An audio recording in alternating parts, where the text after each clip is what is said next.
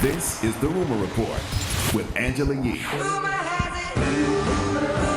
The Breakfast Club. So listen up. Well, I'm sure by now you've all seen these amazing pictures of Beyonce. She's on the cover of Harper's Bazaar, and she's about to turn 40 next month on September 4th. So she did a whole interview just reflecting on her life so far.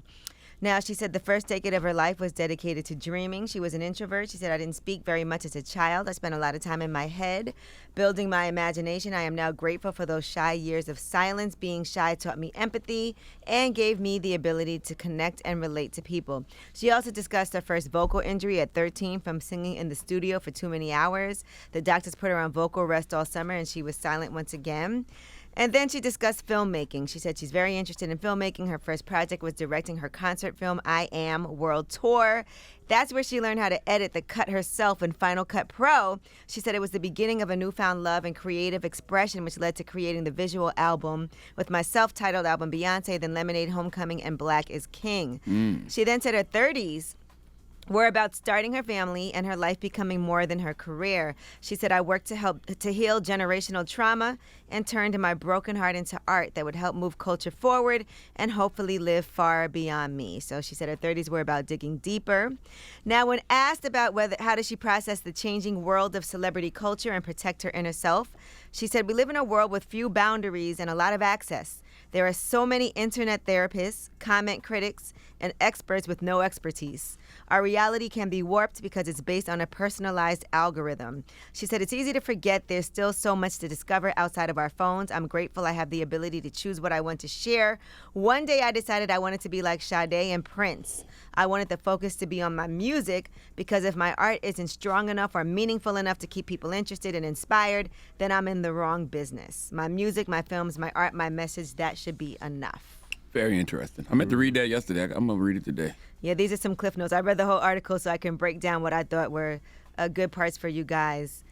I think it's virtually impossible for an artist for people to just focus on an artist's music. I think an artist's focus can just be the music. But I think it's impossible for people to just be focused on the music. Because when your music is personal, like say a Lemonade album, then everybody want to dig into, the relationship and the marriage and they want to know the kids, all of that type of stuff. Right, but there's ways to see it too. So you're more indulged. You see the pictures, you see them out, you see him going to the Hamptons, you see him going to Obama's birthday party, you see them out. So people are focused on it, way back when. We didn't necessarily see that unless it was in the newspaper.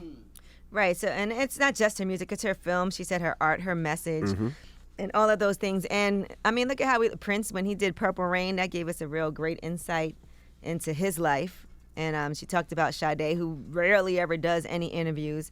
But she said it can be easy to lose yourself very quickly in this industry. It takes your spirit and light, then spits you out. I've seen it countless times, not only with celebrities, but also producers, directors, execs. It's not for everyone. She said, before I started, I decided I only pursue this career if my self-worth was dependent on more than celebrity success. That's why she surrounded herself with honest people who she admires, and also people who are not dependent on her. People that I can grow and learn from. And I think that's important, too, not to have a bunch of people around you that depend on you for everything. They also have to bring something to the table, right? What she got dropping, though? Because I know she's not doing this for no reason. What's out? Well, she's about to turn 40 next month, so I'm sure that's part of it. She said she's been in the studio for the past year and a half.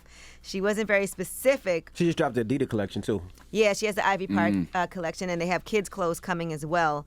But she did also talk about everything that she has on her plate and taking care of herself. She said that she has personally struggled with insomnia from touring for more than half of her life, years of wear and tear on my muscles from dancing in heels, the stress on my hair and skin from sprays and dyes to the heat of a curling iron, wearing heavy makeup while sweating on stage. And she said in the past, I spent too much time on diets with the misconception that self-care meant exercising and being overly conscious of my body, my health, the way I feel when I wake up in the morning, my peace of mind, the number of times I smile, what I'm feeding my mind and my body. Those are the things that I've been focusing on.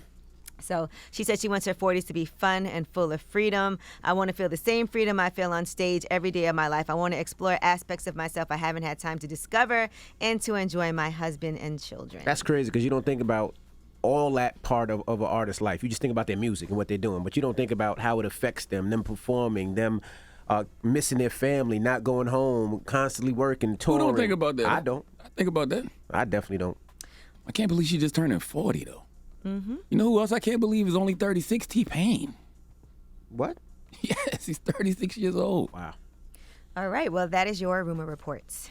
All right. Thank you, Miss Yee. Charlamagne, who you giving that donkey to? You know, I try not to judge, but it's just sometimes I scratch my head at certain things.